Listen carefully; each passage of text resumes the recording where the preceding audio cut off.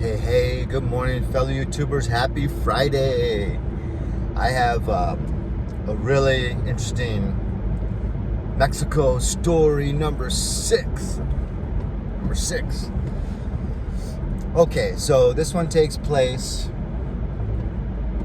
I went to Santa Monica Junior College for 2 years, and I highly recommend junior college. Saved a lot of money, and junior colleges can be really good. Have some great professors and whatnot. So that was 2 years. I took all the required courses I needed to transfer to a 4-year college, and then I transferred to a Jesuit-run Catholic university by the name of Loyola Marymount, and I really enjoyed it. It was a very, very small campus at the time. It's not so much anymore. But I mean, you literally recognized almost every face out of all 4 years when you would be strolling the campus. And it was a really pretty small campus. It was nice. Anyways, right when I get there, I was really into surfing, and I knew I wasn't going to play any college sports because they really take up too much of your time. I mean, my primary sports in high school was swimming and water polo.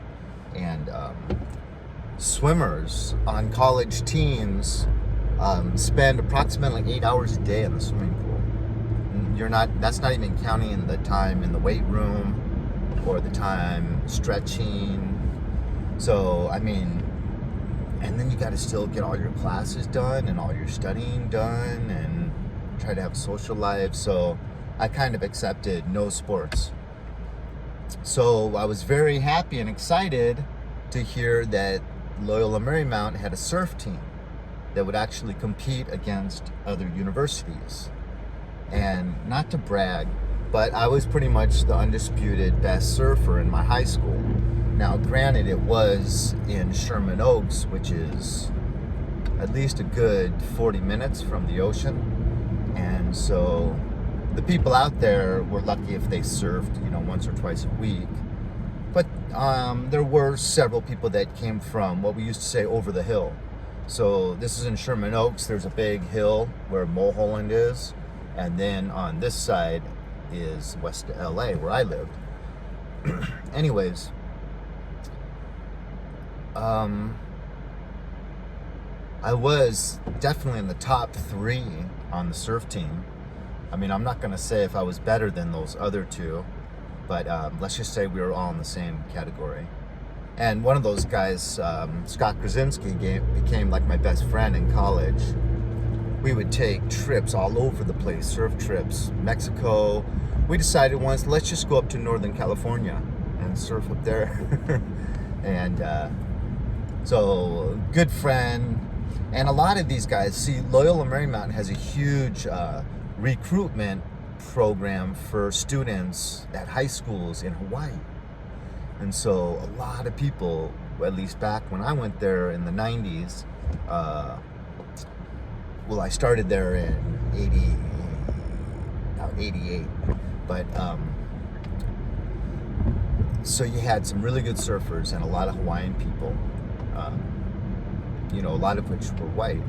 But anyways, so we had a pretty good surf team, and it was cool. And then there was this one fraternity that several of the surf team members from Hawaii were in. And so this fraternity was going down to Mexico because one of the fraternity members had a house in Rosarito, in like a little neighborhood that was primarily Caucasian people. And so the whole fraternity was going to be going down and partying like the whole weekend at this house in a nice little secluded, safe, primarily white tourist neighborhood. So those members came to the surf club and said, hey, you guys, you should come. And especially you, Sheldon, you got that huge, big old 4x Toyota that we love so much. So I was like, oh, that sounds great. Let's go. I can pile in a bunch of guys in my truck. So that's what we did. And the first night, I mean, it's like Friday night, we're just having oh no, it was the second night. So, because I remember we spent the whole day, Saturday, surfing and walking around with wet surf shorts on and sand everywhere. So, like, we surfed twice, and, all day we were just having fun. And then night comes aboard, and a full-on, pretty much raging party ensues at this house. And it's the only party in the whole neighborhood. So I guess word got out. Maybe even some neighbors called the local police. But the police show up with paddy wagons. So it's a money grubbing scenario.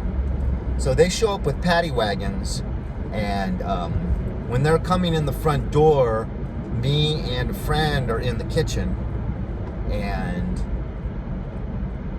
so we think about escaping. So we look out the back door, and we see cops kind of coming up the walkway towards the back door. So we run over to a window in the side of the house, open the window where there's some bushes and foliage where we could quickly escape. So me and this guy, we get away. In retrospect, I don't know if we were smart in doing this, but we felt some loyalty to the people we were with, and so we kind of went back. I mean, maybe alcohol influenced that dumb decision, because I kind of knew already it was a money grubbing scenario where they were going to take us all into jail and fleece all of us for as much money as we had. That's the scenario. I've been going to Mexico my whole life. It's always the same. Whether you run a stop sign, or you are like falling down drunk and getting in fist fights, it's the same scenario. Give me all your money, and we'll give you back like $5 so you can get some gas to get across the border.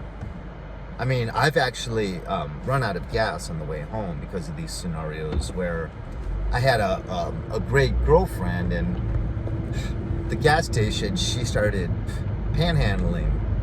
How embarrassing is that? Because I was doing it and I wouldn't get anything, And then I was like, we got to think smarter, honey. How about you try to ask for some money? And like, bam, within, a couple minutes, she had enough money for enough gas to get home. But, so I end up in jail with them, and they put us all in a holding cell, and then they would call us out in groups of like 5, and you'd go stand in line before the desk, and he'd call you up to the desk to interact with them one by one, and they would ask us you would have to empty your wallet, and then they would do that. They'd give you back like a 5 or a 10. So I knew this was going to happen, and I told everyone with me, put all your money in either your underwear or your socks, and then put back a 10 or a 20, whatever you can afford, back in your wallet. And so that's what I did, and I was able to, save like 40 and give them 20 or whatever.